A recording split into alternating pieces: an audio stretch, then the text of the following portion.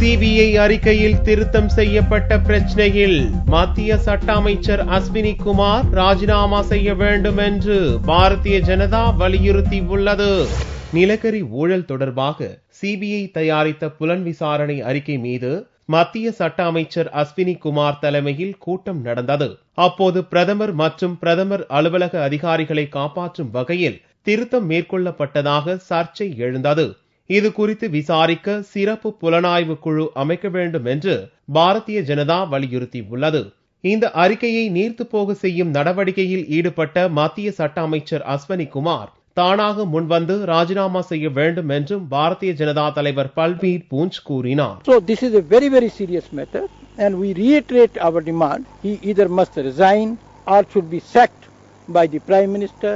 A SIT should be constituted directly under the Honorable Supreme Court to investigate this massive scam. நிலக்கரி சுரங்க ஊழல் ஒதுக்கீடு நடந்த போது நிலக்கரித்துறையை பிரதமர் மன்மோகன் சிங் கவனித்து வந்தார் என்பதால் சந்தேகம் பிரதமர் மீது எழுகிறது என்றும் பாரதிய ஜனதா குற்றம் சாட்டியுள்ளது.